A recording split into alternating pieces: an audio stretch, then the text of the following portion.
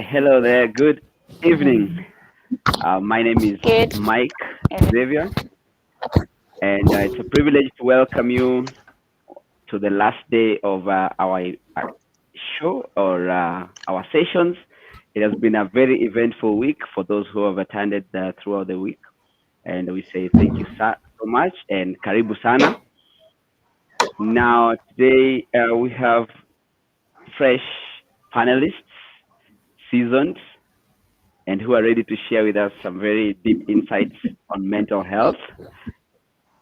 And we are really, really welcoming everybody who is coming on board to sit back and get your pen and paper, get your questions ready because we will be taking questions Right. down the line on the show. Yes, so right out of the gate, my name is Mike Xavier, as I just said, and I'm a communicator. My background is strategy and communication. And with me, I have ladies that I will allow to introduce themselves, starting with Latford admin, who will also now give way for our panelists today. So, Latford, take it away.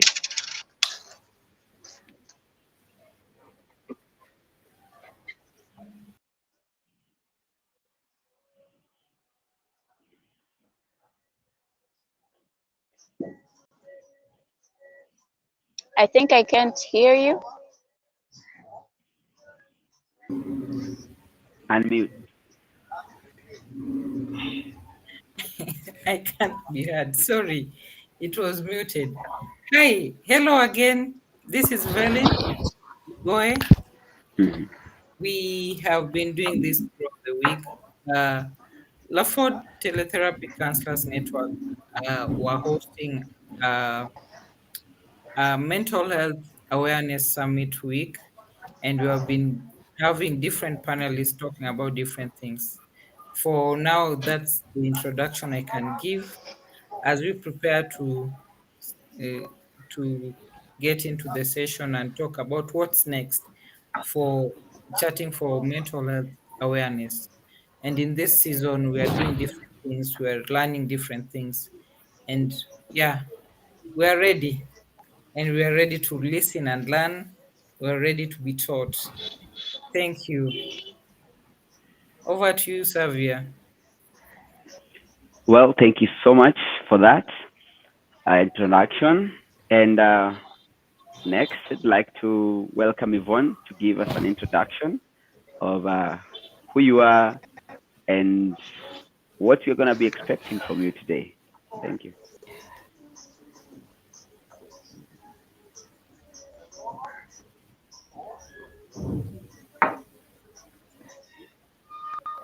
Oh my goodness. Okay. Right. Um, Thanks, Mike, for introducing me. As Mike has said, my name is Yvonne Mwangi. I am a business lady. I've been in business for the last 15 years. I basically sell broadcasting equipment. I sell and install broadcasting equipment. That's what I've been doing for a very long time. Recently, I have then diversified a little bit into selling vitamins and supplements for women who are premenopausal and menopausal. That is something new that I've started and realized since I'm technically in that stage.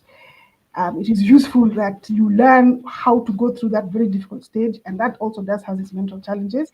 So this was useful. It does, believe you me, and that has its mental challenges. So that was one of the reasons why I thought the mental space is useful. Also, recently, I then went back to school, did an online course on counseling and psychology. So, like, this is perfect. So, this is my chance to actually put what I have learned technically, like, out into the field and see whether I like.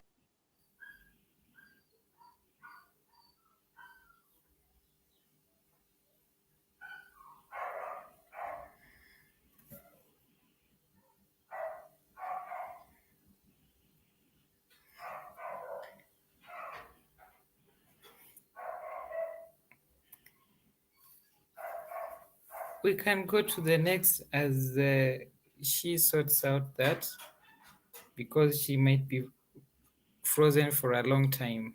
Yes, please. I think the internet just did us. All right. Welcome, Jacqueline. Maybe you can take over. Yeah, I was loving what Yvonne was sharing regarding how menopause impacts our mental health. And so, yeah, just to introduce myself, my name is Jacqueline Olden. I am passionate about mental health. I'm a psychologist and a podcaster. I host a podcast called Mental Glow. And right now, I work as a mental health officer at an organization called Wajamama Community Health. It's located in Zanzibar, here in Tanzania. And so, right now, we are focusing more on maternal mental health and trying to impact young girls or adolescent young girls when it comes to how can they better prioritize their mental health as they navigate this puberty stage. And so I love what I do. I love meeting new people and learning from my clients, which is always fulfilling and inspiring. And so, yeah, I'm happy to be part of this network to share more regarding mental health and more like um, venturing on what on the way forward, like how are we going to bring more impact, reach out to more people and make people prioritize their mental health. Yeah, thank you. Over back to you, Xavier. Well, thank you so much. There you have it, guys. And as you can see, it is a mix of business panelists and social service panelists. And that means we are really going to get both sides of the world throughout this session of today. And I want to just go ahead and welcome each and everyone on this mental health summit, mental health awareness summit. This is the first one ever for Latford this year, and we really appreciate the panelists that have been there, people that have participated from Monday. We have had people from Uganda and now Tanzania. We have had Kenya, and all across the world today throughout the week. So today it's going to be a privilege also to have our friend and mentor Jacqueline from Tanzania to just take us off. Now, maybe Jacqueline, just to go ahead and be curious, how did you get into the space of mental health and psychology, and then transitioned into social work? All right. So maybe you can tell us a bit of that. What was the inspiration? Thank you so much for that interesting question. Well, so let's just flash back. I did science subjects in high school. I did physics, chemistry, and biology, looking forward to be a medical doctor. But then when I graduated, I did apply to a university and got selected, but I didn't let anyone know that I was selected. I was just trying to do some self-reflection, trying to see, is this really a path that I want to venture, and do I really want to become a medical doctor? But Mm-hmm. um, as I did those such reflections, I came to realize that it's not the area that I would really bring impact into my community. And so I reached out to my brother, trying to have a honest conversation with him. And so he asked me, "What do you really want?" And from nowhere, back then, psychology was not even well known, as it was just a new field in our country, Tanzania. And so I just said, like, from nowhere, I think I want to be a psychologist. And then he was like, "What's stopping you from being a psychologist?" And that's when it hit me, like, this is the only life that I have. And I want to live this life, making an impact, reaching out to people, helping people prioritize their mental health, because in the end, that's what matters to me. And so I was in the middle trying to think through, like, should I disappoint my father, because my father wanted me to be a medical doctor, or should I go for my dreams of being a psychologist?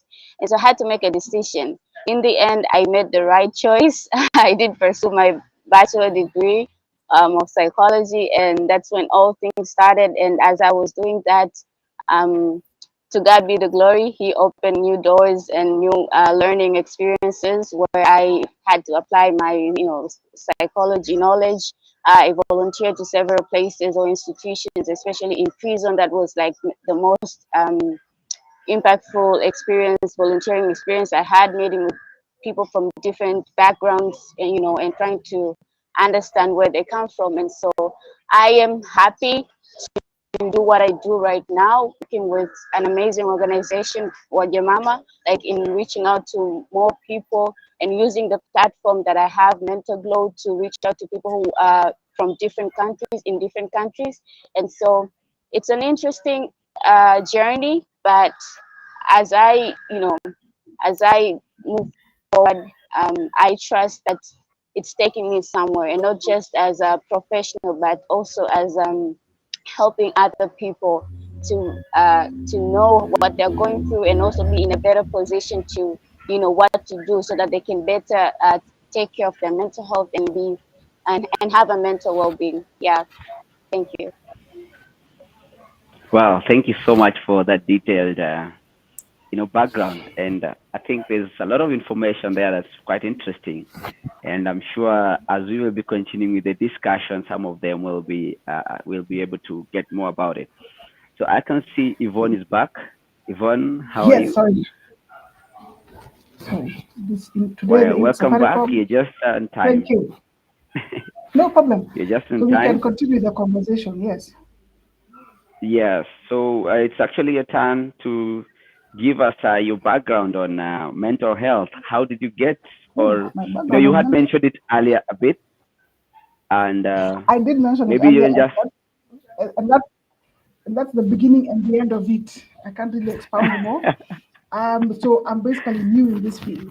But I realized from Mhm, a very long time ago, every time somebody had a problem, everyone would always come to me. And I would find ways of solving problems, even without necessarily having gone through the issues. So that was one of my biggest things. So I realized, okay, why then not learn more about it? Because clearly, you, what you say, said, I'm not going to say the Midas touch, but people always come to me for advice. And yes, so, and mhm. a lot of people that I know go through difficult times, and I'm able to get them to the other side, literally. So that's my background, literally, on mental health.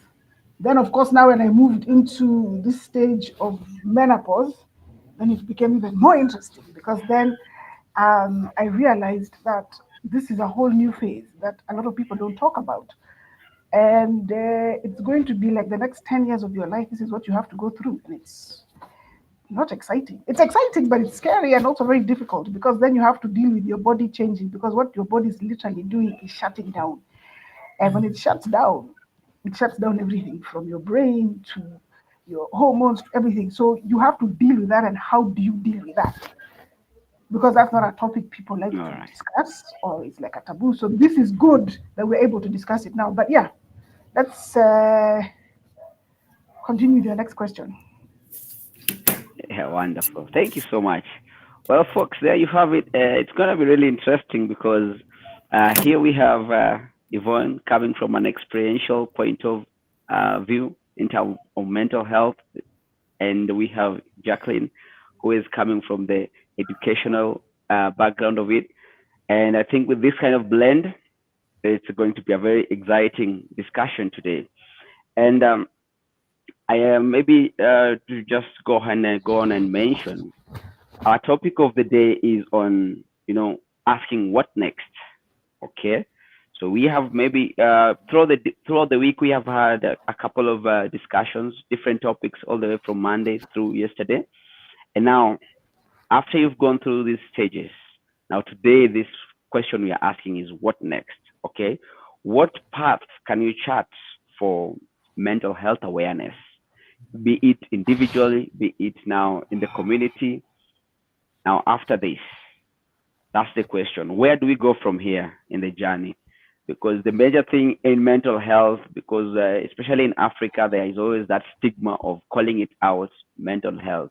You know, we say that men should not cry in the African society, and we say there are things that women can and cannot do, yet we just don't want to call it mental health.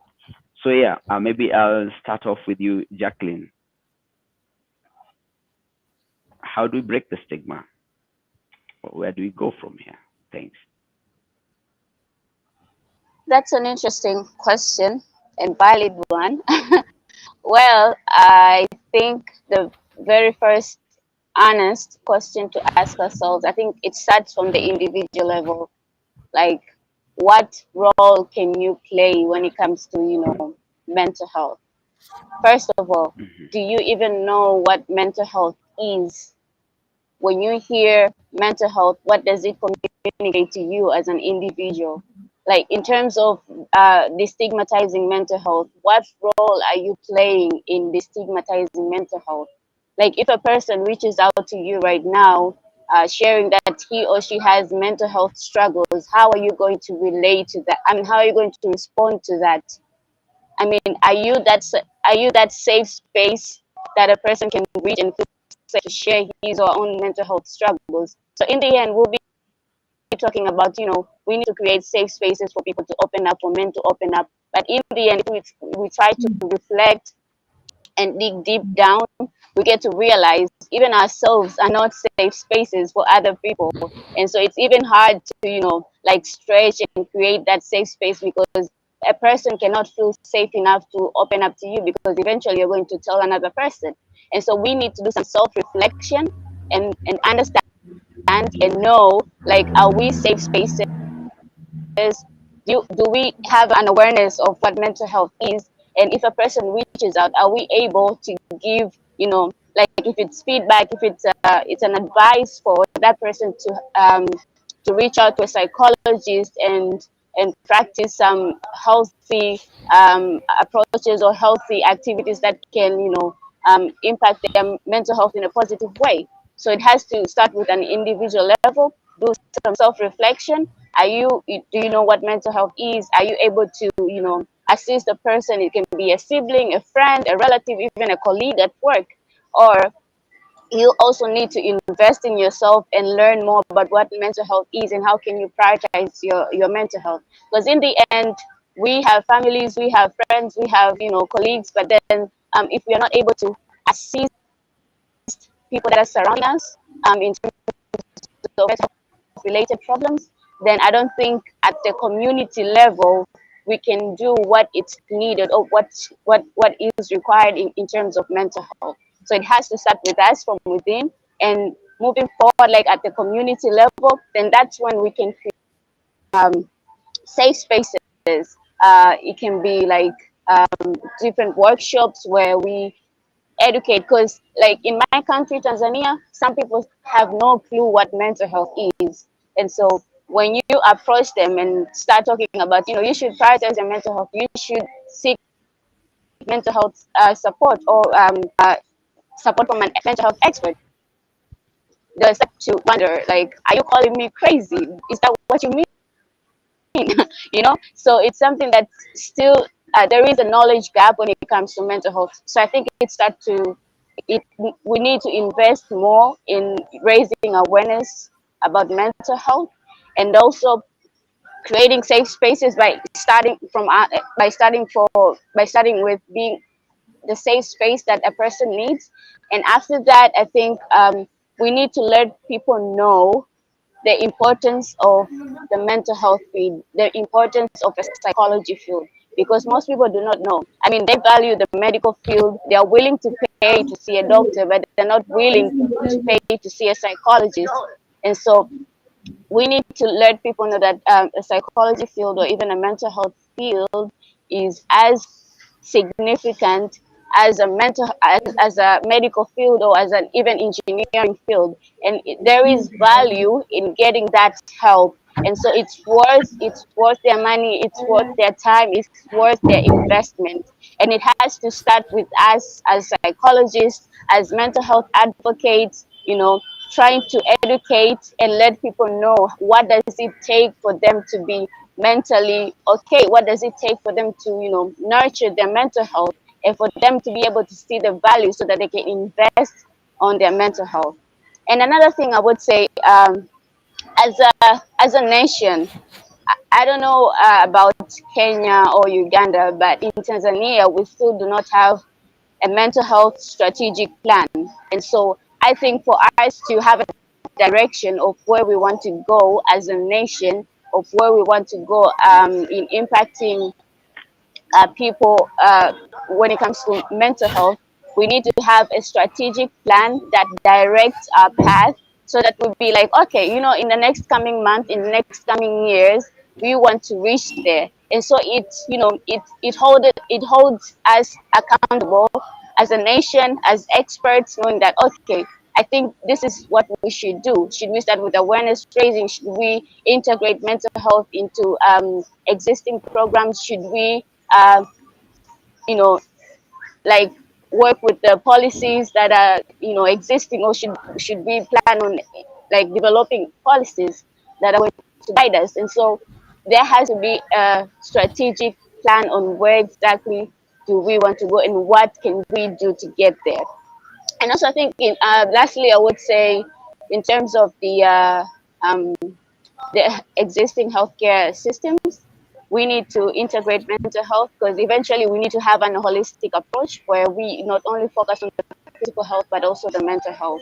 And so this is to call upon clinics, to call upon schools, to call upon companies. They need to have a sector or a specific department that it's all about mental health. Like if you have your employees, if you have your let's say a colleague that is struggling mentally, he or she knows, okay, I have this department that I can go, whether it be it's a gender desk, be it a counseling unit where you can go and get mental health support, then that will be great, because eventually people are spending most of their time at work, and so when they get back home, it's already late, and they don't have enough time to reflect. And so, like, trying to mainstream or trying to stretch even to workplaces, trying to stretch even to schools where we can reach out to our children, trying to stretch even to healthcare systems where people not only get treated physically, but also they get to have mental health support. I think that's a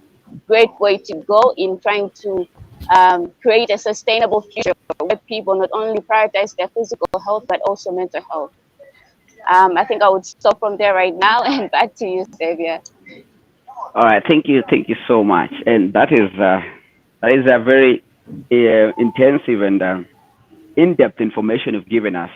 And maybe just based on this, to build upon what you've told us, just like to throw it back to you, Yvonne, and maybe just ask, what do you think could be the reason? Because you mentioned that people come to you and you have gotten them through to the other side. So, what do you think would be the reason of people coming to you rather than going to seek for that professional help? Maybe be it a therapist, be it go into an official space. What makes them comfortable to come to you for that advice or for that journey to go through whatever they might be going through mentally?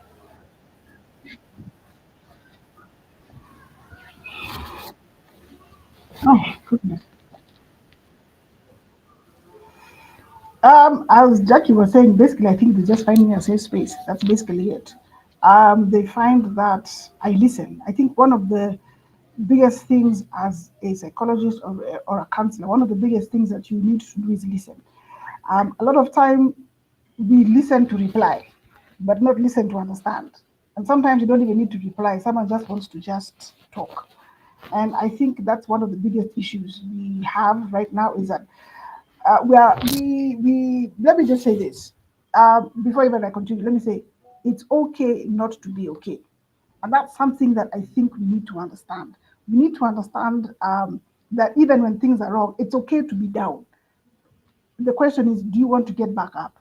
So it's basically a matter of listening. I think that's one of the things, even Jackie would agree, one of the things that when you're doing the course in psychology or in counseling, one of the biggest things they always come back to is always listen. Always write down what the person is saying, take note, and then ask them the question, because sometimes when someone is depressed, you need to get them out of that depression, and sometimes medication is not the solution. The solution is positive affirmation, giving them a guideline. This is what I would like you to do when you get home. The things that are causing you all this negativity, figure them out, and then get them out of the way. Those are the kind of things that one needs to look for, especially if you're a mental health practitioner. Those are the things that you need to do. Always listen to your clients. Once you've done the listening, and then now you give them the solution, not necessarily putting it down for them, they also, as the person who's not feeling well, needs to figure out how to get out of that situation. Those are the things that we need to discuss and discuss openly. Give them that space so that they know that when I come here, I can drop my burden, and I know this person is keen enough to help me get to the next place. So those are the things that need to be done. Again, we go back to stigma. We need to remove the stigma completely. We need to tell people that, look, the same way you have a cold is the same way your brain can be sick. It's the same thing. It is an illness. It's nothing different. The only difference is now is that it is in here and you can't physically see it. And mental illness is something that we need to discuss openly. We shouldn't discuss it like it's a taboo. Same thing with men are not allowed to cry. Why? Says who? That's how you deal with your emotions. How are you going to deal with your emotions if you keep keeping them in? You know, you see, one of the things you've got to realize that why men commit more suicide than women is because men keep things in. And for him to say that's it, it's because he didn't find a place to go and be able to vent. So he knows this is the only solution. So I pick suicide and I found my solution. Bye. That's it, because he didn't find that place. Even that 15 minutes, Yes. just someone comes up to you and says, you know what, I'm feeling down. Take the time to listen. I think that's the key thing here. It's just take the time to listen and we remove the stigma. Mike? Well, thank you so much. Yeah, and what do you agree, Mike, you Jacqueline? I can think, ask. yeah, I yeah. So mean, Jacqueline, yeah, like uh-huh.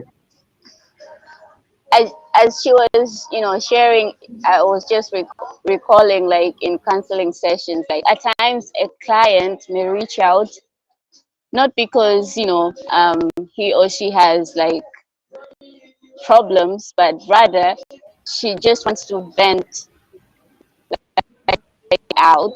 And so you see that this person hasn't, hasn't had a safe space to express what he or she has been going through. And so when you have her or him on a session, she will let it all out. And when she's out there, you, like as a therapist, you may see or think that you didn't do enough, but they're always like, you know what, I feel good right now after sharing and talk and speaking to you. I feel good. And so we see uh, value in creating safe space. We see value in listening, and not just listening passively, but actively listening, not just hearing what the person is saying, but also observing the nonverbal, what how is the body communicating to you, because at other times a person may say one thing but the body says a different thing. And so you need, as a therapist, our role is to observe all that, not only what the person is saying, but also what does the body communicate. And so yeah, listening is key, and it's one of the most important skill as a therapist has to have. And I think it's also another important skill that everyone has to have. Like it plays a huge part in relationships, not only romantic relationship, but even in work relationship, friendships. And so I urge everyone to learn how to actively listen, because it's key actually. Yeah. And maybe that can be one of the major points or takeaways from our question of what next is that just becoming an active listener. Yes, Uh, that I agree. Maybe I should put in a few points here. Go One ahead. of the things that we need to do, I actually want to read something here. A couple of things that we need to do as we navigate this evolving landscape of behavioral healthcare healthcare organizations must adopt forward-thinking practices that enable them to prepare for the future effectively. So some of the things they can do is addressing the growing mental health crisis, which is clearly growing every single day. You look at embracing innovation. We can look at now, for example, what we're doing right now. This is innovation. We're actually online and we're having a conversation. So those are the kind of things that we can do. You look at putting prevention in the forefront. So how do we prevent the mental health issues? As Jackie had said earlier, in the office you have a daycare. Like most offices these days have daycare. So why not have a psychologist in the office who then can deal with those mental issues. So that's somebody you can whatever. So that's putting it in the forefront. So you take care of the issue even before it occurs. Something is cultivating partnerships. So you look at who do we work with? Who can we work with that will help us get to the next place that we need to get to? And not just one organization, but several organizations that can help us um, cultivate partnerships. Something else is educating the masses. This is now where you come in, Velin, because with this, now you're educating the masses. You're able to teach them and tell them there is a safe space. We will upfront. Here we are. We have a psychologist. Here's your safe space. Come and talk to us. Let's see how we can make you feel better. That's one way of educating, and then advocating for rights. This one I'll have to read quite a bit. So people with mental health conditions often face discrimination and limited access to care, which is one of the biggest issues I think we have. And I remember one time someone said that even when you go to even Madari, all of you are just lump summed. There's no specific space for you to be by yourself. All of you are just put in one place and you're all classified that you're crazy. So something like that. So you need to basically advocate for patients' rights. And yeah, then lastly, sorry, yes, and then as I said, leveraging on technology. So that's basically it. So yes, oh yes, lastly, championing policies that remove barriers, reduce stigma, and enhance mental health services is paramount. So that's what basically I think is the best way forward for mental health issues. Mike? Okay. All Sorry, right. before Yeah, go ahead. Mike, you go on. I just want to add from what she said. So I think it's also important to, train media houses on how to report mental health, news, mental health cases. Because at times, as we are trying to destigmatize mental health, we as experts Okay. may, invest in that, in destigmatizing mental health, but then media houses do may go on a different Jackie, direction. How they should I continue? Mike, we're waiting for you to tell us. Oh, Jacqueline is giving her points, so we will get back to you.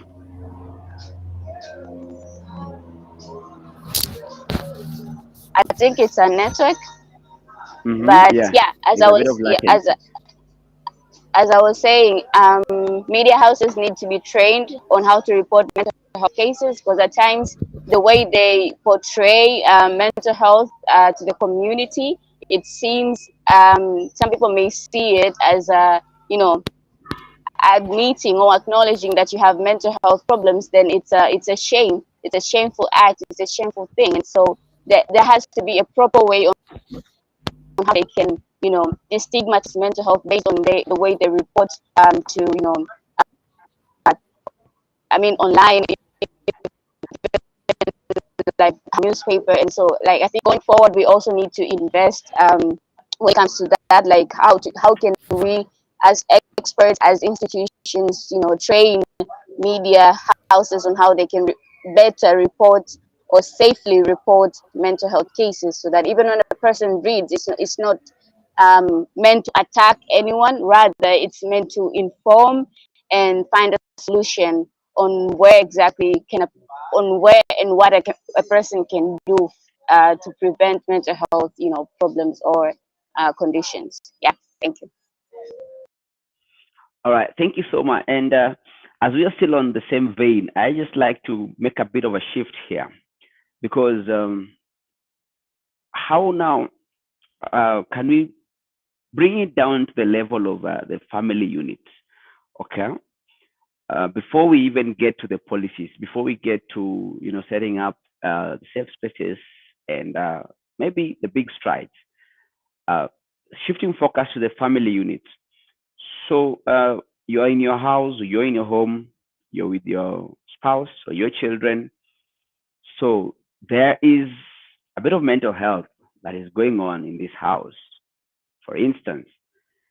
So at what point are we going to break, or how do we break the stigma in terms of me as a husband, how am I able to be comfortable to say, I'm going through this and this, and just be vulnerable and get the reception of not being judged? Or how can my son or my daughter come to me and say, you know what, dad, you know what, mom, uh, maybe this school is not working for me because of ABCD. Maybe this something is not working out well because of I'm going through some things in my head.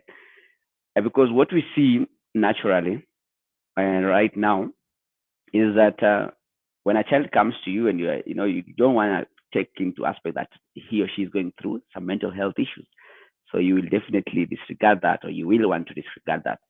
So how do we come to eliminating that kind of stigma, especially now when we start from the household level? Yeah, Jack. Oh, Yvonne is not in. Yvonne is not So in yet. so I think it starts by having an open conversation. I mean, like if you ask me, I don't think there is a manual for how to open up. You just have to start opening up, right? And you can't open up if there is no safe space. And I think it starts with your parenting. As parents, what is your parenting style? Is it isolating? Is it inclusive? You know, do you include your children in decision making? Because even eventually, like if you include your children, then kids will feel safe enough, will feel confident enough to even reach out to you to share what they're going through at school, even at home. And so, do you as a parent include your children?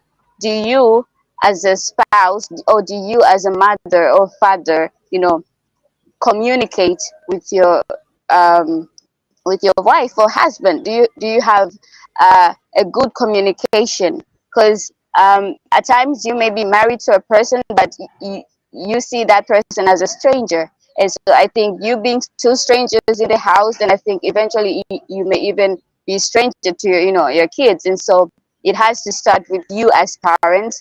How do you agree?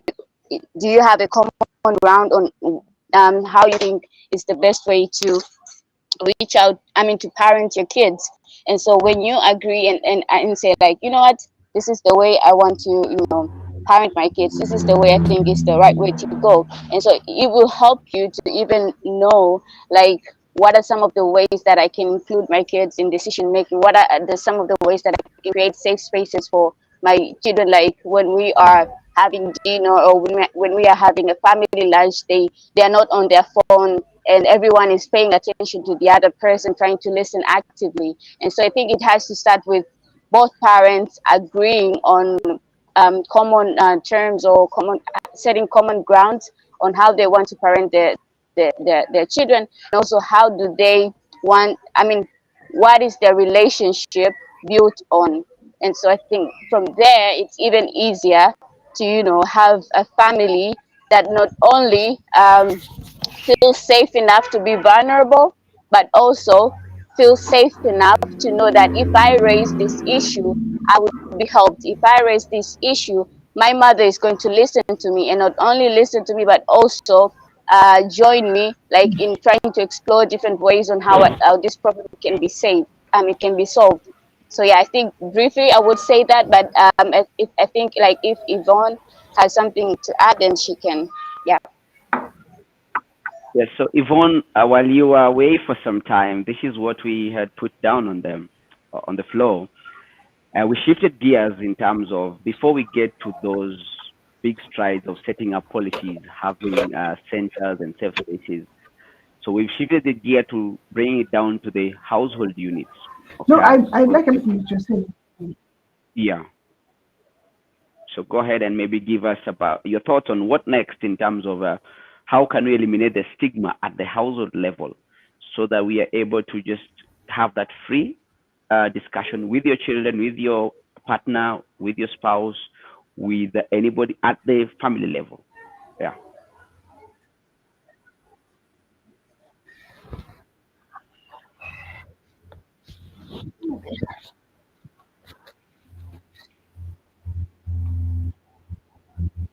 Your thoughts. Okay. I will use my own example. I won't even. Let me just use my own example. Um, Okay. I'll use the example of myself and my daughter. My daughter and I have an excellent relationship because I made sure I took the time to make sure that I had a good relationship with my daughter. That way, then she can call me out and I can call her out. She can come to me with her issues and we're able to solve them. Because you see, if you do not give your children the tools before they go out into the world, someone else will teach them, and someone else will teach them in a way that which may be wrong. So for me, it has been, I started it with myself, with my children, and had a relationship with my kids. That way, then we are united. You know, regardless of what issues we may have, we find a way that this home, the way it is set up, it is your safe space. It is your place that you can come to when things are thick. This is where you know if I have a problem, if I get stuck somewhere or something, I can pick up the phone and call my mother. I can pick up the phone and call my granddad. I can pick up the phone and call my grandma.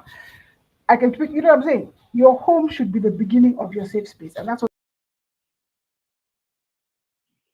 Oh, that internet is really disrupting a very good thought. But yeah, so So yeah, so I'm sorry. So today network is just one of those things. welcome back. Yeah. Yeah. So thank you. So yeah, that's basically it. That's what I've basically done. Made the safe space at home, even with the relationship with your spouse. The same thing. Your spouse should be able to come to you the same way you can come to them. Your spouse is technically supposed to be your best friend. I know it sounds strange. They're not just supposed to be your spouse. They're supposed to be that person who you can say, but wacha niweke kichwa hapa kidogo nifikirie. But then sometimes your spouse is not necessarily, you know, it becomes tricky. So that's what we need to create. We need to create that healthy environment. But if you and your spouse are not able to have that healthy environment, that's when you bring in the outside person and say, please help us get to the next place that we need to get to. Because this person isn't validating my feelings, or this person isn't listening to me. This person is not allowing me to express myself in the way that needs to be done. And it can be you, it can be them, because both of you, there's nobody who is good in a relationship. We're all trying. And yeah, and I think also the thing of, especially when it comes to relationship, you think just because now nimempata ni evil. No, no, no, no. That I think our biggest mistake. It doesn't work that way. So you've got to work at your relationship. It's a continuous process. It's a continuous. Every day is a learning experience. Every day you wake up next to that person, it is, you need to appreciate that that person is there with you, and you move on and you work the day together. I think that's one of the ways that you can find your relationship working. And yeah, so when it comes to especially relationships with spouse, be in it, be, understand, take time, have date nights. I know it's weird things to say, but you do that. Intentionally take time to be with your spouse, because that way you're able to grow and want to focus and make sure that the relationship gets to where it needs to be. Because marriage is not a destination, it is just a journey. I think that's the biggest mistake. I think we need to be taught that marriage is not the end. Marriage is that it's a very long journey. So even if someone tells you they're married for 50 years, if they tell you the journey for them to have reached that 50 years, it wasn't that it was all roses. There were Smooth thorns, sailing. there were arguments, there were disagreements, but they got there and they worked at it. So those are the things. So those are the things you have to work at Mm. it to get to where you need to get to. So yes, yes, that's my thought on the safe space at home. That's what basically needs to be done at home. Back to you. All right. Thank you. Thank you so much. And you brought up some very interesting elements in terms of, that it is obvious how obvious it is that right now we do not do date nights, how obvious it is that couples are not friends, and how obvious it is that also parents are not friends with their children. So maybe Jacqueline, from your experience, even working with the community, because I want to assume that you're dealing with also children from difficult backgrounds, one or the other, with different challenges. So why have we got to that point, or how are we getting to that point of these things being obvious, where closeness is not obvious, and as such making even mental health become a stigma? Yes, sir. So responding to your question, I don't have really much experience working with children, but I would say from my tiny experience working with adolescents, um, it always goes back to parents not being available. I mean, parents are really busy right now, like working like 10 hours, 8 hours, and so when they get home, they're tired. And probably with technology, they're always on their phone. Like even when a child reaches out, the mother or the father will be like, you know what, I need some time. Just go and play with your, with your nanny. Go and play with your siblings. I don't have time right now. And so this makes children feel neglected, feel, not being supported. Their feelings are not validated. Like even when a child cries, the parent be like, you know what, grown up, man up. And so feelings, emotions are not validated. And this child grows up to, feel isolated, feel empty inside. And it builds up, and he or she doesn't have a place where she can let it all out. And so all these experiences, all these emotions accumulate until they become adults or until they become adolescents, and then they start to, uh, take them out of, bursting into engaging into other unhealthy activities. And so it always starts with the within the family level. As parents, what role are you playing in parenting your children? Are you present? Not only just, in terms of providing financially, but you also need to be emotionally present, and you need to be physically present. Do you attend to your child's emotions? Do you attend to your child's feelings? Do you attend to your child's mental needs? That's the most important thing. Do you attend to your child's mental needs? And in that way, as you create that safe space, you even make a child to feel, confident enough to even ask for help, to even express their feelings, to even express what they're going through. Because eventually, if you uh, say, as we always say, that we're busy, it doesn't help anyone. And like if you, as a parent, you say you're busy, then your child is going to find help somewhere, and who knows the kind of help that child is going to get. And so we need to play a role that as a parent that has to play, and in that way we will contribute to, creating a future that has less mental health problems, that people are more confident to raise up their issues, their struggles, are more confident to acknowledge that they're going through, they're experiencing mental health challenges, that are more confident to and willing to be vulnerable and seek help. And so, as parents, I think it's a call upon all parents to create that safe space, and to always also be not only physically present but also mentally present, so that they can attend to the mental needs of their children.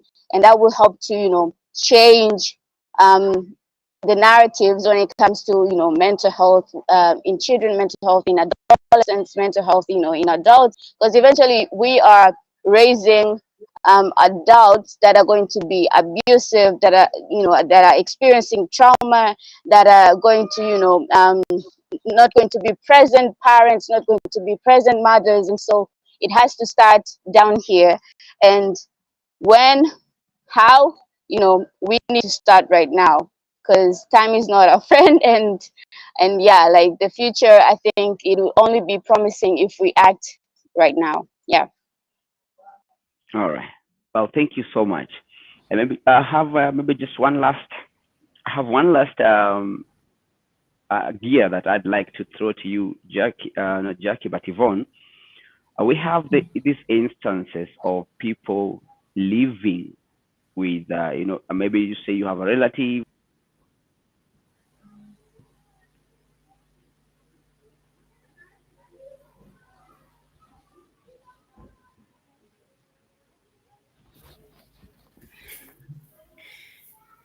Sorry, yeah, Mike Sorry, is a sorry. bit frozen. So Yeah, it seems. Oh, I was wondering what happened. Did I not hear that question?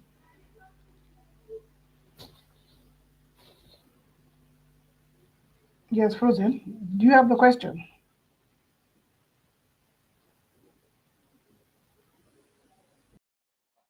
I think they're both frozen. Okay.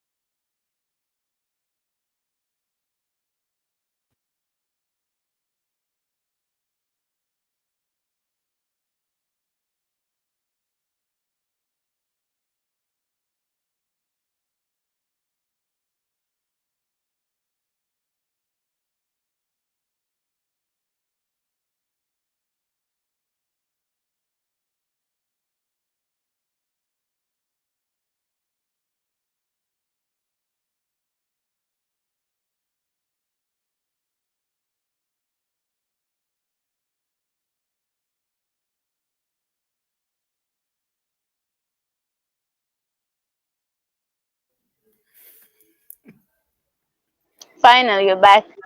What happened? I think everyone was frozen except me.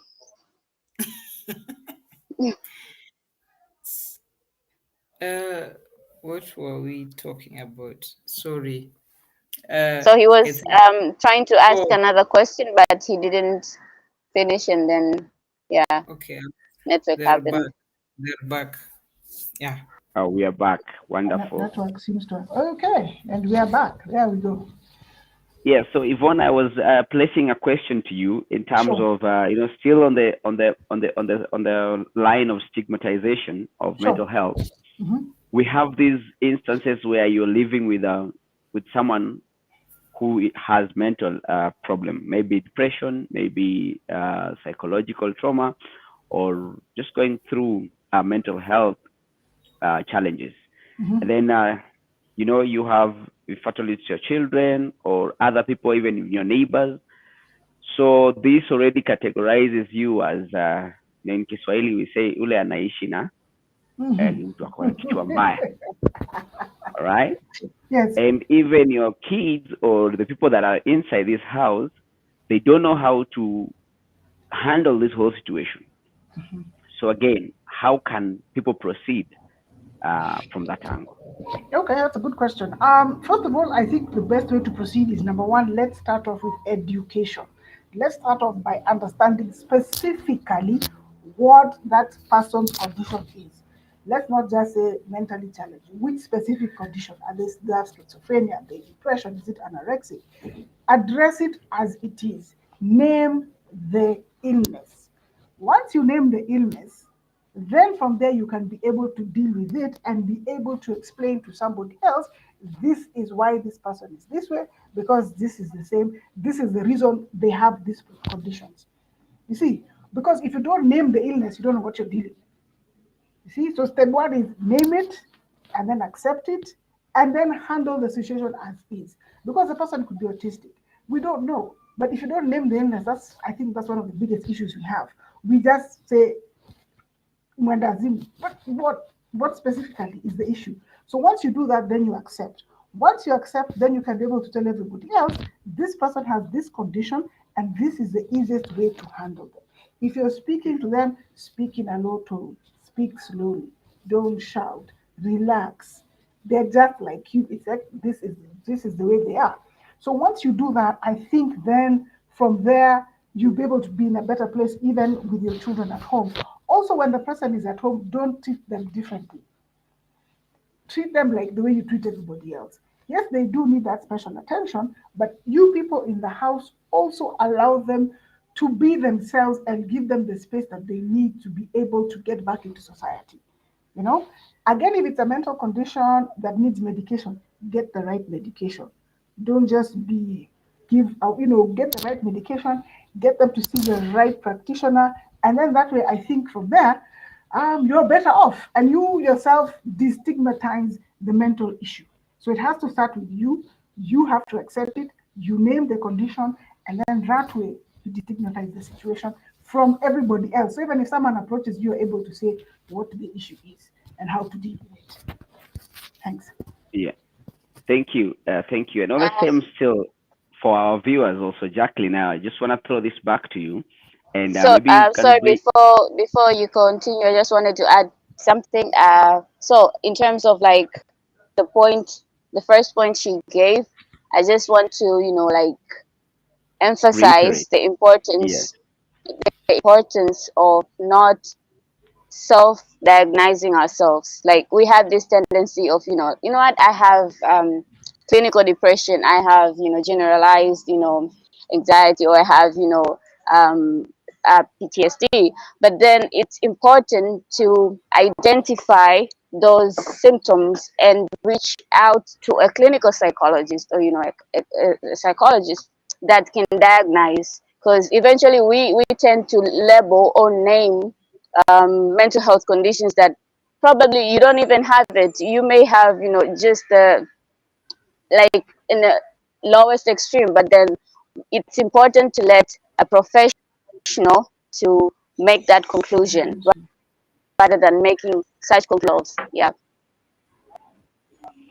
yeah, because it was on that same vein that I wanted to throw it back to you on, in terms of you find that someone or people have or are housing people with mental depression now or mental health issues, and they are also afraid of going out there to seek for professional help.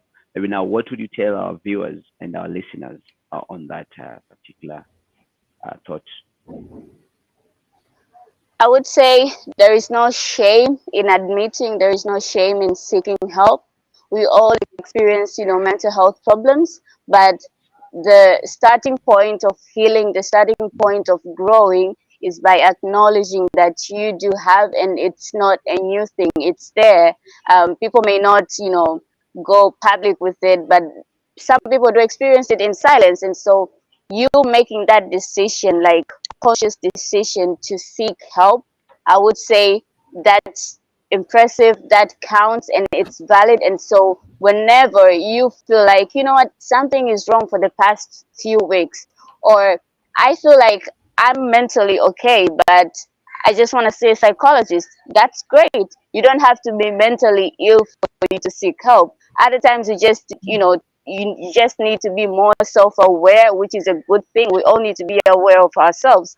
And so seeking help or seeking psychological help does not mean you're the worst person ever. Like you're the only person that is going through, major problems in the world. Rather, it means that you're choosing to invest yourself, you're choosing to prioritize yourself and invest in your own health, which is a great thing. Not everyone does that. And so I would encourage everyone who is watching, everyone who is listening this right now, to choose to prioritize the mental health. And it starts by, acknowledging, and it starts by not be shameful of admitting that they're going through it. And so, yeah, we all have one life to live, and the only way to live is by, making um, good choices, and investing on your health, investing on your mental health is one of the good choices. So choose to, making that good choice, I would say. Yeah. Wow, wonderful. Thank you so much for that insight. Maybe if anything else you have to add on that, Yvonne? No, I would just simply add on and simply say, make your mental health your priority. Make that your number one thing. The same way you make your health a priority, it's the same way you should do it with your mental health. Make it a priority. Yes. Mm-hmm. Well, I believe today, listeners, we are really getting some good thoughts and some very deep insights. And majorly, what we are agreeing on is active listening. And there's one thing that Yvonne, you've mentioned that is actually, I think, that has stood out really, in terms of every day is a learning experience for all of us, Mm-hmm. and it's a journey. It's a journey through and through. Yeah.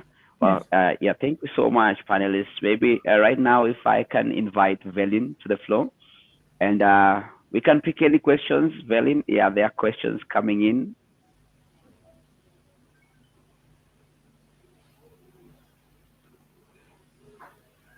Sorry, I'm also back. I think I had some KPLC issues. So Today is that Yeah, day. but Okay. we still have to continue. We still have to continue. Yes. So I've seen a question, not basically mental health related, but Yeah. someone was asking, what do what do what do you wish as a panelist to change in the mental health space in 2025, 2026, Huh. like in I the don't near know. future? Why? Okay. Jackie, do you wanna start or do you want me to? Jackie, do you wanna jump I into think that you one? should start. Oh my God! You want me to start? Why? Jackie Okay. wants to collect her thoughts. You want to collect your thoughts? Okay. So, first of all, we need to change our attitude. That's the first thing that we need to do. Okay? We need to change our attitude. We need to change our outlook. We need to accept that mental health issues are here with us to stay. So, what we've got to do is figure out the best way to assist this person. How do we get them to the next stage? How do we make sure that they have that consistent help that they've been looking for? How do we make sure that you are the that those are one of the things that need to be done. That's basically it. But I will also read something because, as I said, I've also done my homework. So I'll start off by saying the future of behavioral healthcare demands a united effort to confront the challenges ahead by embracing innovation, partnership, and advocacy. We can shape the world where individuals facing mental health conditions find support and care they need to lead meaningful lives. Let us march armed with passion as we pave the way for a brighter and more mentally healthy.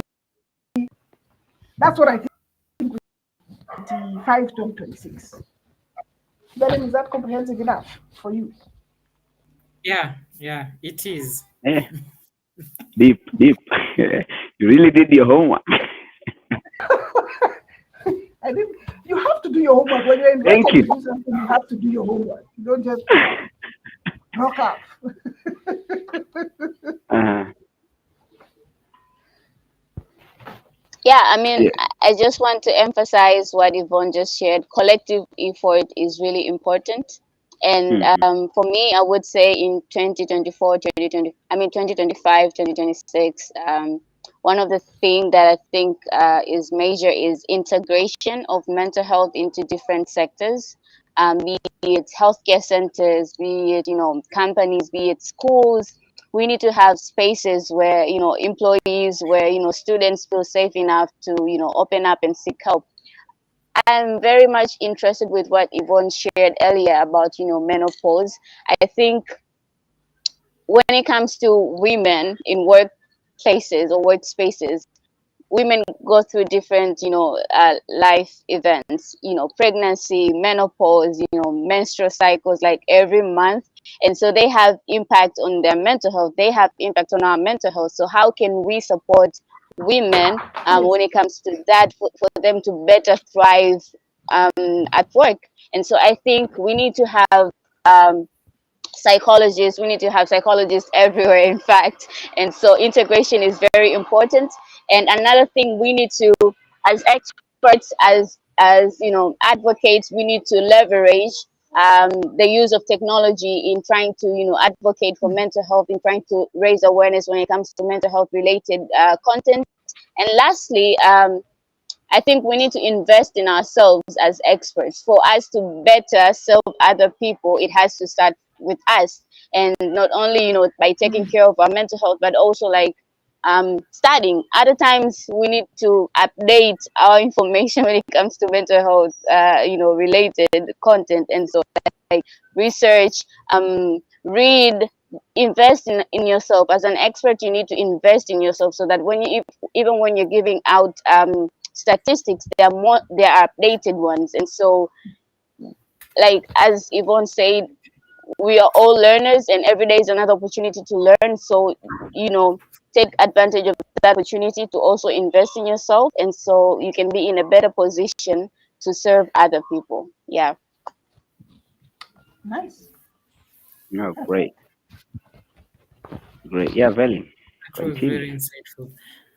This comes from another question, comes from a friend who is a consultant, and he works with different companies, and he works in different workspaces.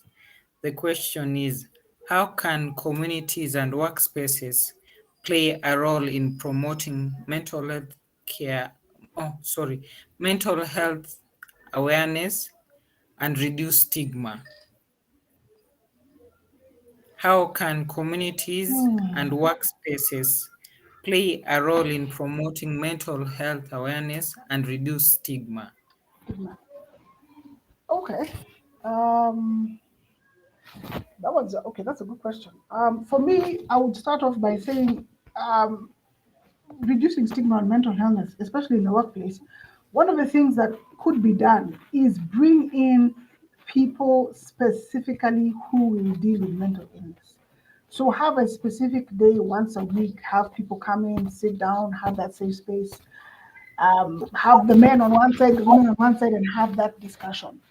And just allow them to express themselves. When it comes, let me break it down specifically for women. When it's that time of the month, allow the woman just those 2 days off work. It makes a case go through that process. And yes, it's true. Go through that process and then come back. I think it's only in the UK that women are allowed because of menopause and perimenopause. It's the only country in the world right now, if I'm not wrong, that allows women the time off to actually deal with that situation. Other countries are getting there, but that's one of the things that the UK has done. It has allowed women to them because we're in the workspace. You're not going to tell me to retire. So I'm coming to work. I am experiencing this. My mood is here. My mood is there. What am I supposed to do? So you need to allow people to have that mental space where they are allowed to just be themselves and go through that process.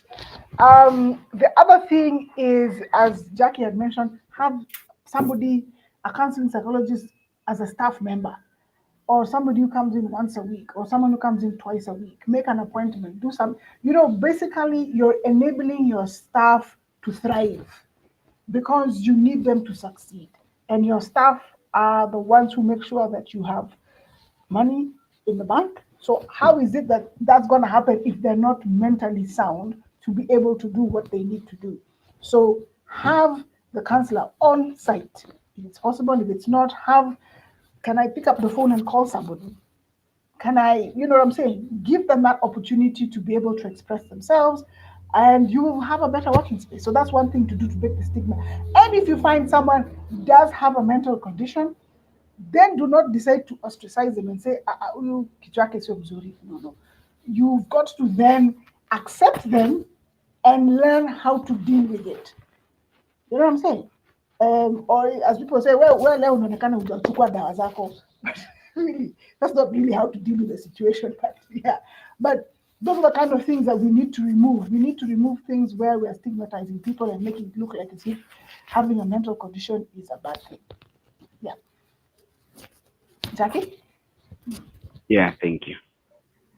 I mean, Yvonne has said it all, but I would just like to add one more thing. Like companies, organizations need to have a specific budget allocated to wellness activities, right?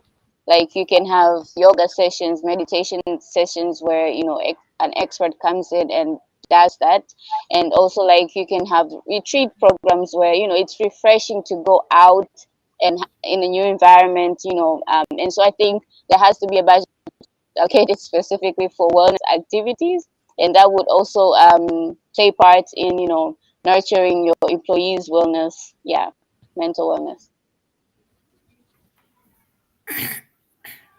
Okay.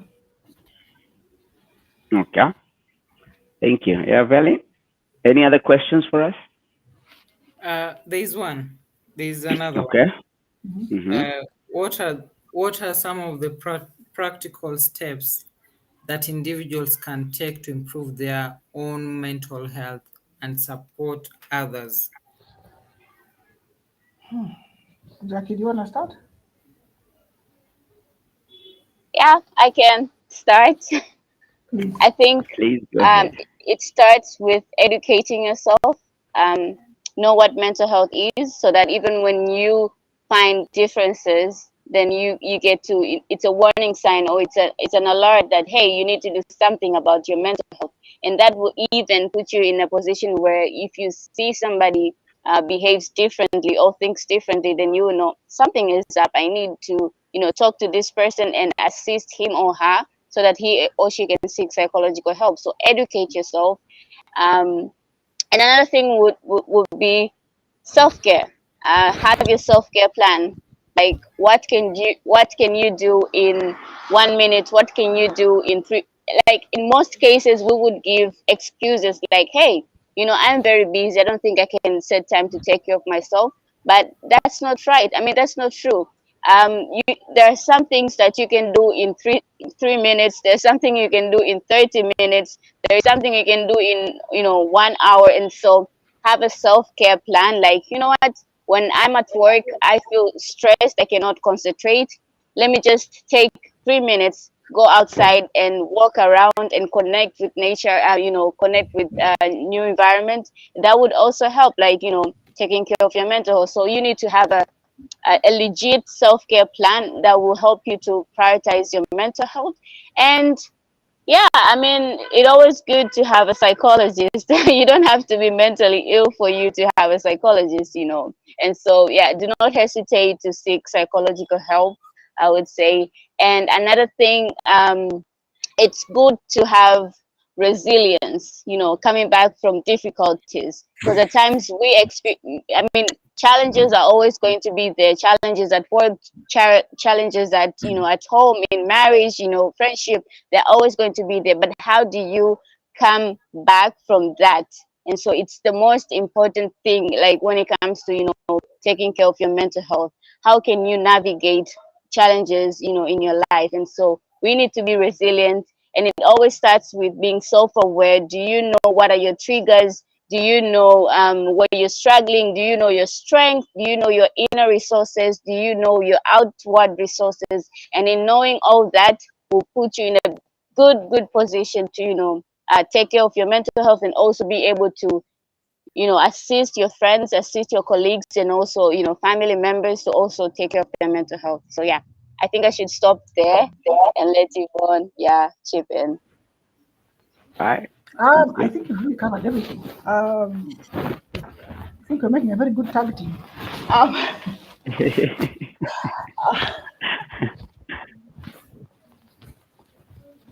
I think it's covered everything, but I'll only add on. I'll simply say yes. Prioritize yourself.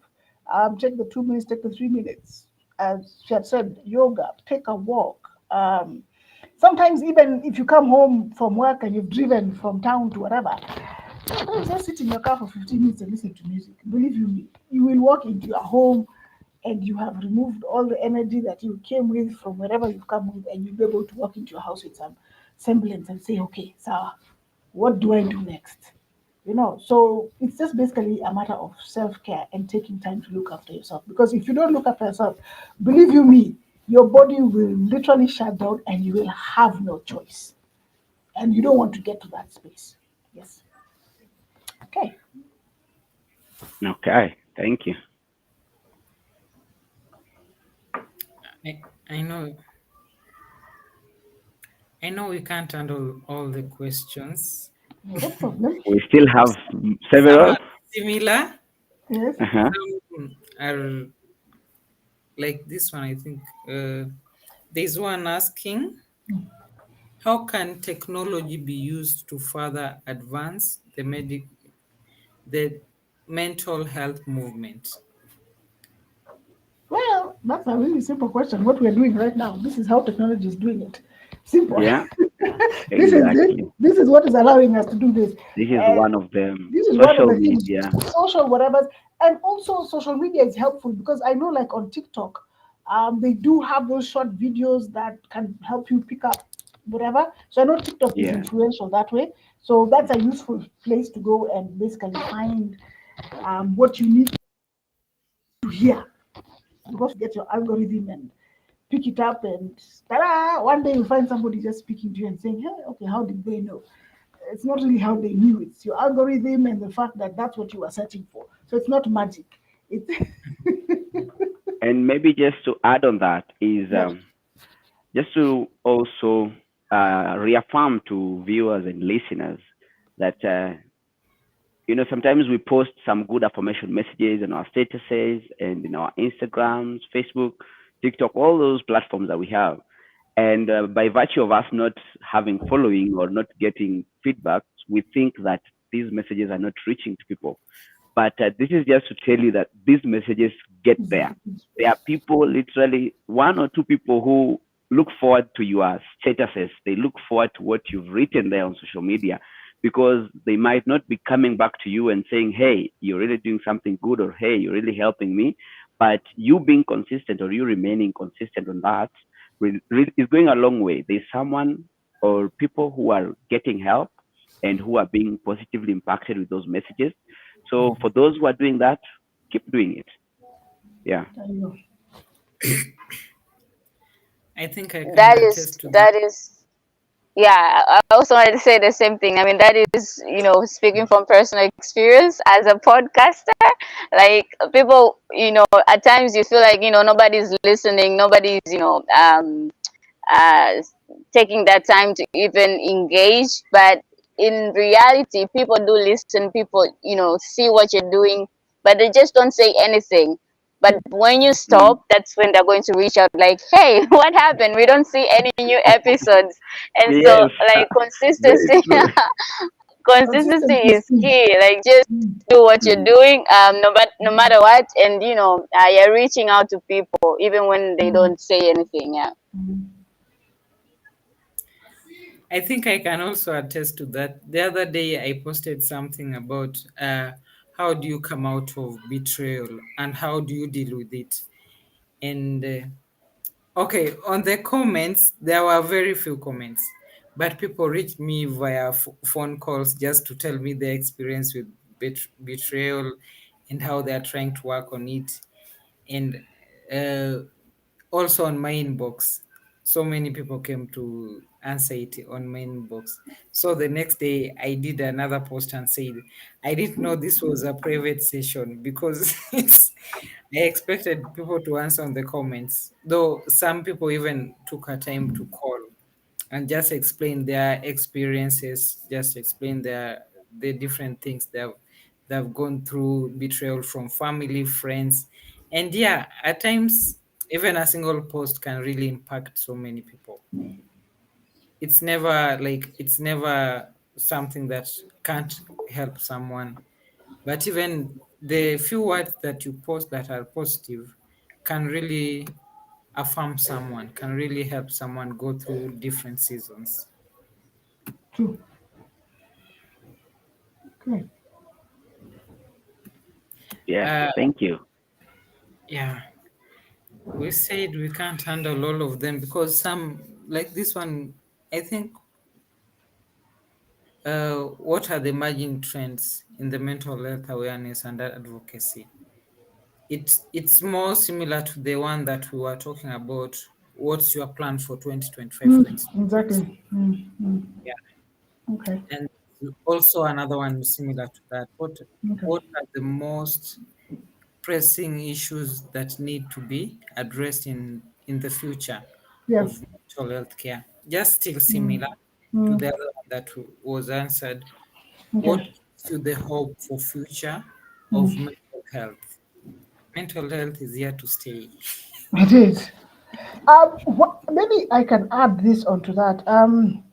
Because a lot of people, their question is, how can you help someone? That's always the biggest question. How can I help someone? So it's basically anyone can help. Mhm. Anyone can help an individual who is struggling with mental health problems by offering emotional support, um, listening without judgment, helping them access professional help, and encouraging them to take care of themselves through healthy habits such as exercise and self care. So I think those are the things that can be done. Mhm. Yes, those are the things that can be done. Those are the basic things because anybody can help. It's not, you don't have to go to um, a psychologist, but even you as an individual can help that person and guide them to where they need to be. And then if you see it's something you can't handle, that's when you say, tafadhali enda uone daktari ndio akusaidie. And if you have the doctor's number, even better. So those are the best ways to handle it. You see? Yeah. Yes. Yeah, like just Yvonne said, I think I have like 4 points I usually say. The first one is listen, the second one is, empathize, the third one is, support, and the fourth one is follow up. Don't just, support a person, but always reach out to see how they're doing. So you do follow up, and that makes it the other person feel like, okay, you know what, Jackie really cares. It's not, you know, that she's doing it for the sake of doing, but she actually cares. So we need to follow up on our friends. We need to check in on our friends, family, and colleagues to see how they're doing. Yeah. Yeah, but actually, it's important to check on people. Mhm. You'd be surprised. Sometimes it's just pick up the phone and say, "Hey, how are you doing? Are you okay?" Yeah, yeah, So yeah, very important. Okay. I'm not okay, okay. Yeah, It's support okay It's system. not to okay be not to be okay. it's okay. okay. It's okay not to be okay. Support systems are very Very crucial. key in Yes, every step of the way. yes, I think before even we started doing these live sessions, we were doing questionnaires. We were doing a bit of survey to know what people expect, how we should go about it. Should it be very private? Can we find people to talk about it?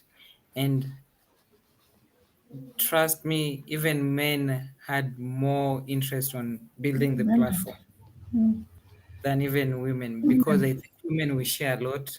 We have some features in us that we share more, Mm. but men always tend to keep to themselves. So many men were saying we can start even as early as last year, and it was a bit shocking because personally I had some mindset and I was expecting women to be for it, but it turned out the other way It's a around. men. It's a And men. something about support system is very very key in every step of the way. And also choose the right support system. Yes, very Make sure important. you have the right people as your support system, not those that will make it what do we call what do breaking news. Yes, it's not breaking news. I came to you with my problem. Hmm. Yes, yes. Actually, that's one of the biggest things I think even we're taught as I mean, doing counseling. We're always told what is said in that room remains in that room. It's But not do you for you know to. that is part of the ethics and conducts of counseling? Yeah, but you see, sometimes it doesn't happen that way. So someone might have come with something interesting. You're thinking, can I? No, it's not. It's not your. It's not your place. It is not your place to say anything. So just leave it there. So that I think is also the biggest issue I think we have is the humans tend to want to share unnecessary information. So then you lose the trust. So I think it's important that maybe that's one of the things that maybe also stigmatizes people is the fact that can I trust this person to listen to me and not share my story and be able to get me to where I need to get to mentally. I think that's one of the other biggest issues. So once they know that they can trust you, then they know, okay, fine, this person can then get me to where I need to be. Or we can get there together. That's, I think, is one of the things that need to be looked at. Yeah. I think one thing we do most of the time, we don't record the clients with the names. We record them with the admission number. Numbers, yeah. So whenever even you open a file, you can never know whose Yeah, file is exactly. that and Yeah, who it's are true. you going to help. So it minimizes, because you might deal with someone who is a bit popular and you are Mm. tempted to say, Yes. You're tempted. Exactly what I was saying. I was about to go that road. So you're saying, hey, this one. No, no, no, no. They came to you because they trusted you. Mm-hmm. Yes. They came in confidence. They came in confidence. So yeah, that I think It's is also the other thing that creates a stigma, because that Wow, fear of somebody great. else finding out my problem that I didn't necessarily want to anyone to know about. Yes. back to you, Great. Mike. I think we can go ahead with the next agenda. Well, the agenda is not very extensive. I believe we've really covered so much. And viewers and listeners, I hope wherever you are, you have really learned a few things here and there. And as Velina said, that mental health is not going anywhere. It is here and it is here to stay. And it is very okay for us to just be outspoken about it.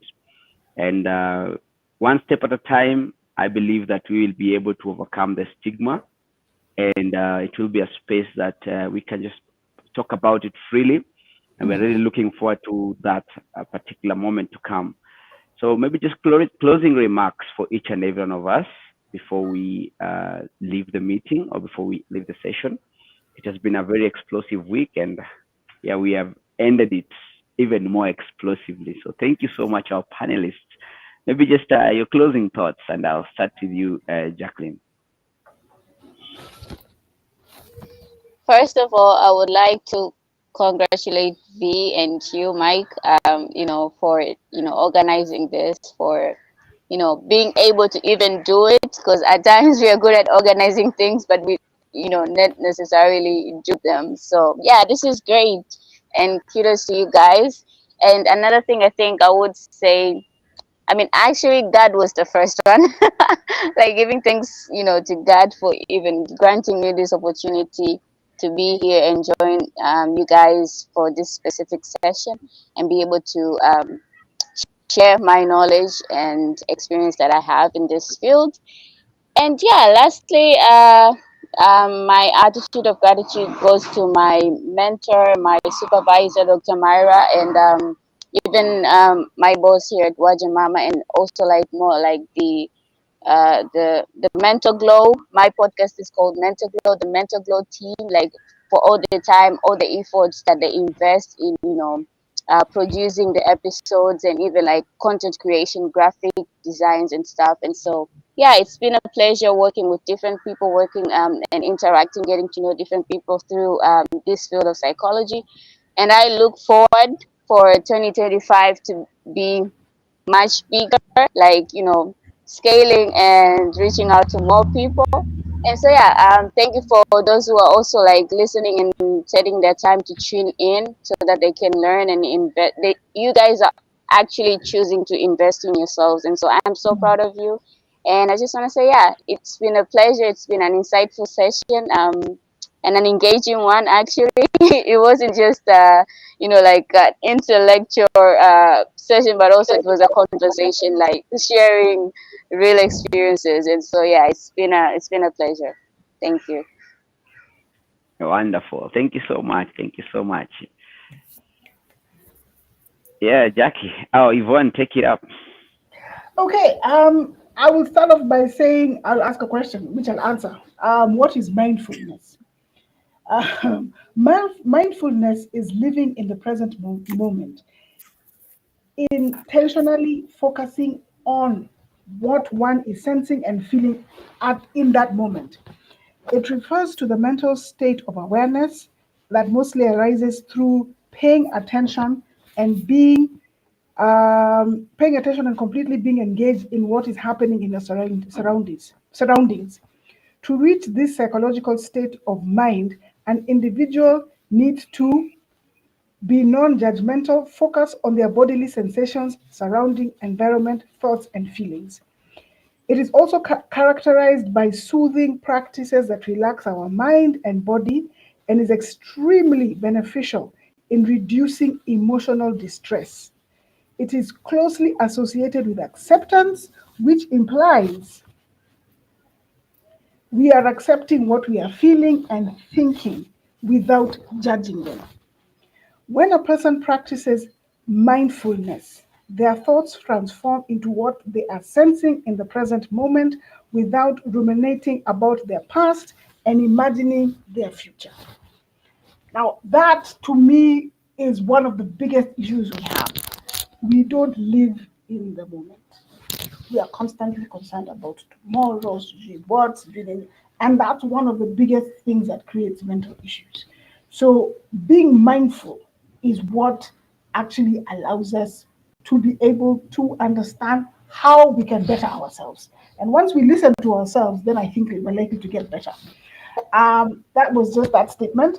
Next, who we are doing? Are we doing shout outs next? Okay. I'm not too sure who to shout out to, but anyways, I'd like to say Berlin because I remember when we started this conversation. I think it was 2 months, even 2 months ago, and 1 month. 1 month. There you go. 1 month ago, we get that. We just kept going back and forth, back and forth, back and forth. I'm not ready. Yes, I'm ready. Yes, I'm ready. She finally said, "Yeah, I've done the poster. Is here. You're going live." I said, "Okay, Sarah, let's do it." But yeah, so the time you never know. It's, as I said, there is a mindfulness. Finally, the moment occurred, and here we are discussing it. So I'd like to thank you, Jackie. It was a pleasure to meet you. Mike, it was so nice to meet you. You've been a great what's the Team. thank you. A great host. The universe always aligns. Host Host, or sorry, host. moderate. A great host. You've been a great host. And yeah, at this point, I'd also be saying thanks to my parents and everybody else who's in my life for being a great influence. And that's basically it. All I can say is the mental space needs to be discussed better. We need to stop the stigmatization. And once we do that, then we'll be in a better place. As for the menopause and the perimenopause stage, that also needs to be discussed. That needs to be have an open discussion. We need to understand it. We need to allow women to know that you will go through this phase. It is not scary, but this is what you need to deal with it. That's the beauty about it. And as I said, the UK are there. They have come up with all these amazing products, which happily Yvonne sells. So if you ever need anything, holla. But yeah, and that's basically me in a nutshell. Thank you. When it comes to Thank you so menopause, much. Yvonne is your girl. Yeah, for now. Ah, we'll be sure to subscribe. Sure, be sure to subscribe.